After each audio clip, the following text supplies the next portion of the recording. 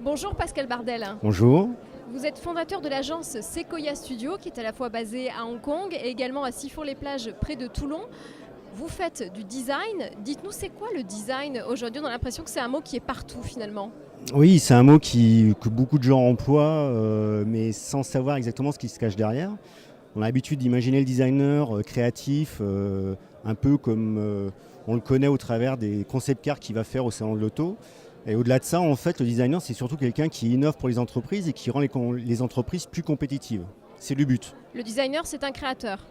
Alors oui, effectivement, c'est un créateur, mais c'est pas le créateur fou comme on peut l'imaginer. Non, il y a des notions business, il y a des notions de rentabilité vis-à-vis des entreprises qu'il faut prendre en compte pour bien amener son client sur un marché.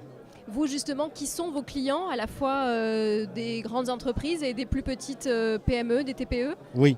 Alors en fait, au sein de notre agence Sequoia Studio, on va driver à la fois des clients comme par exemple le grand, de grosses multinationales sur lesquelles on va amener des plus-values de type design industriel, développement de produits, des stratégies d'innovation. Et on va aussi faire de l'accompagnement pour des micro-entreprises, des startups, des auto-entrepreneurs sur comment on va innover. Ils ont une idée, on va leur expliquer, on va les accompagner pour essayer de rendre leur idée plus pertinente, beaucoup plus business. Est-ce que vous avez une idée d'une récente innovation dont vous pourriez nous parler? Il y a quelques temps, alors récente, d'un point de vue design, quand on parle de production, on va dire que ça prend quelques années. On a signé le nouveau lecteur carte vitale d'une entreprise française. Donc c'est un produit, mais c'est aussi du service parce que c'est un produit connecté. Donc on a imaginé le produit plus le service, l'écosystème autour de ce produit-là. Voilà, ça fait partie d'un produit qu'on a récemment signé avec une entreprise française.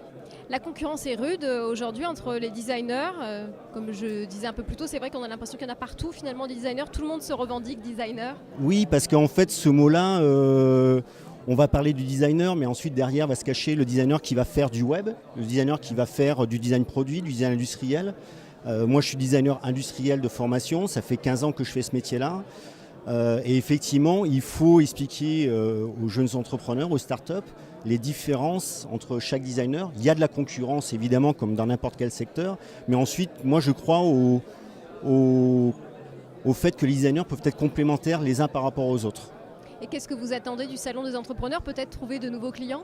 Alors trouver des nouveaux clients, oui, des startups, mais aussi essayer de sensibiliser les chambres de commerce, les incubateurs de startups au monde du design, à ce que peut apporter évidemment Sequoia Studio à leur structure, mais aussi aux startups, aux entrepreneurs, de ce que peut apporter aussi le design d'un point de vue plus général. Merci beaucoup. Merci.